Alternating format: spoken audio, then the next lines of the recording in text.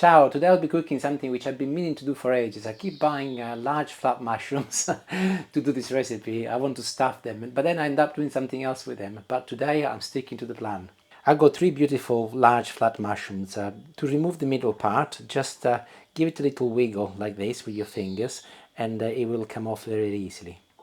Next I'm removing the outside peel, but do not fear, it's not going to be wasted and I'll be used as well as part of the filling. And this is very easy, just get hold of it and peel it off. It's actually quite enjoyable. Julie has just given me some more. These are normal, I think they are chestnut mushrooms, which needs to be consumed. So I will be adding them as well. Wonderful, they're done, and I will put them in the oven just as they are. I won't put anything on top of them for 15 minutes. That is 15 at 180 degrees. Mine is a fan assisted oven. If you've got a normal oven, 200 degrees, same time, 15. So I'll see you in a little while. I'm making a start on the stuffing. I'll pour some olive oil in a frying pan first. I'm now chopping in very fine pieces a red onion. Of course, you can also use a white one if you wish. 1 clove of garlic. It looks like removing the skin from the garlic is longer than the whole recipe. It's taking me forever. And I'm chopping it into tiny little slices. Olive oil is nice and hot and I will be adding the garlic first. And I'm now adding some thyme as well. Quantities to taste, of course. Followed by my onions. And back to my mushrooms. I'll be chopping them into little pieces, the skin and the stalks. And add them to the pan as well. And I'll give everything a good mix together now. After a couple of minutes, once the mushrooms have reduced slightly in size, I'll add a little vinegar, literally this is 1 cupful. Followed by a little pinch of nutmeg, literally about 1/4 teaspoon. And a little salt and some pepper. And I'll leave them to sizzle for approximately 5 minutes. Perfect, it's now a good time when I can add some kale. And I will just be adding it on the top. You can also add spinach if you prefer. I've got kale in my fridge, so I will be using kale today. I will add a little bit more olive oil on the top. And I know it looks like there is a lot there, but do not worry, it will shrink considerably. I'll put the lid on and I'll leave it to cook now for a good 10 minutes.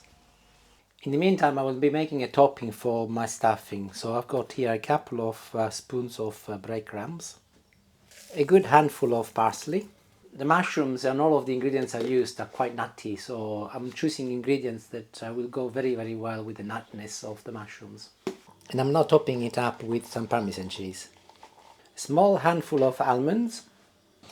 And using a knife, I'm now chopping them up into little pieces. You can put them in a food processor if you like, but it's only small quantities and I do not fancy washing that one up as well. And I will be adding them to my mixture as well.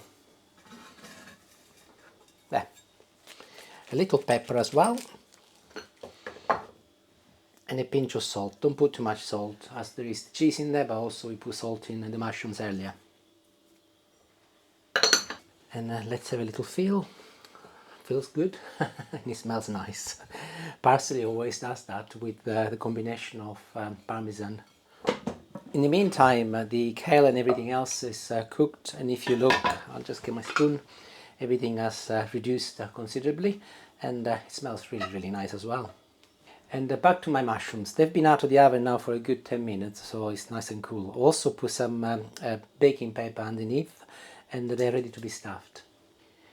And quite simply, just go along. You don't need to be too delicate about this, and put some of the kale and the mushrooms on top of each mushroom. This thing is strangling me. And I'm now ready to put the breadcrumb on top and just go along and place on top of each mushroom.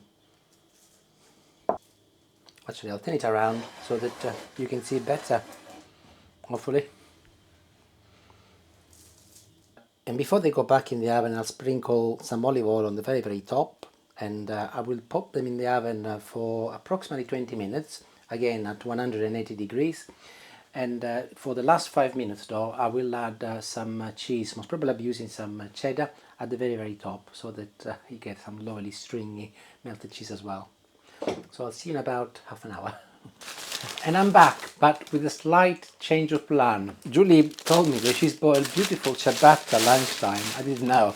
So I have decided to do something slightly different. The mushrooms have finished cooking in the oven.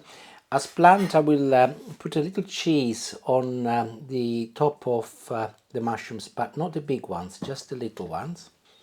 And that's done. And as I've got this lovely ciabatta bread, I've decided to put some eggs on top of my mushrooms. So I'm making a little hole with my finger. It's cooled down enough for me to touch it safely. And hopefully I will not make a mess. Ooh, that's good. I'm gonna press them a little bit more so that there isn't a risk of escaping eggs. Number 2 and then number 3. Now the next challenge is to go and put them back in the oven without spilling them in the garden, but maybe 5 minutes, so I'll see you shortly. And they're in, and I'm now getting some of this lovely ciabatta bread ready. Oh, it's really crunchy and lovely. Let's try a piece, shall we? Really good. And here they are. I'm gonna put them down because they're very, very hot. They're ready. And I will be actually putting a little salt on top of each egg and also a little amount of pepper. Personal choices, of course. And they look good. Let's find a knife. Let's try some.